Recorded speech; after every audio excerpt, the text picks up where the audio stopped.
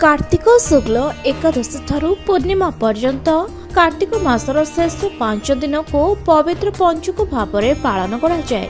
यह महापंचुक, बक पंचुक, भीष्म पंचुक और विष्णु पंचुक भाव में जनाशुना। जो मैंने मास सारा हविष्य करिपारंती नाही सेमाने 5 दिन हविष्य पालन करिथांती। अनेक हविष्य मध्य अला नवमी राधा पाद दर्शन ठारू 7 दिन हविष्य करिथांती। ए 5 दिन हिंदू माने आमिष परित्याग करी शुद्ध सात्विक खाद्य भोजन करिथांती। एही पंचुकरे बक माने मध्य आमिष भोजन ठारू निवृत्त रुहंती बोली मान्यता रहिछि। तेणु एहाको बक पंचुक कहा जाय। कार्तिक मासर शेष 5 दिन अर्थात पवित्र दिवस होइथाय। ए 5 दिन रे 33 कोटी देवादेवी मनुष्य सन्निकट होइथांती।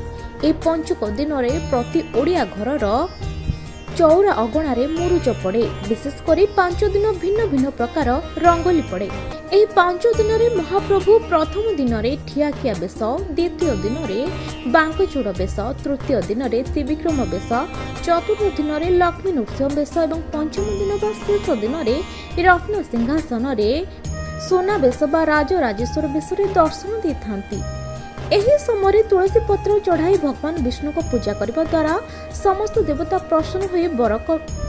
एही समय तुलसी पत्र चढ़ाई भगवान विष्णु को पूजा करने द्वारा समस्त देवता प्रसन्न हुए बर प्रदान करिथांती। एही समय प्रत्येक दिन गीतार गोटे गोटे श्लोक पाठ कले मनुष्य जीवन मुक्ति पाई थाए। एही 5 दिन को भीष्म पंचुक कहिबार पौराणिक कहानी हेउछि बाण सज्जा उपरे साइत पितामह भीष्म राजधर्म, मोक्ष धर्म, दान धर्म वर्णना करथिले, जहाको पांडव मानक सहित भगवान श्रीकृष्ण मध्य सुनिथिले। एथिरे प्रसन्न होई श्री वासुदेव कहिले, आपण धन्य पितामह और आपण कार्तिक एकादशी दिन जल जाचन करिसंती। एहापर पितामह पानी मागिबारु अर्जुन बाण साहाय्य भूमि क्षेपण करी जल प्रदान करथिले।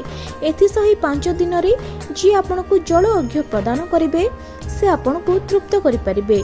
एही कारणरो सेबेठारु पूर्णिमा पर्यंत 5 दिन भीष्म पंचक भाव में पालन करा जाए।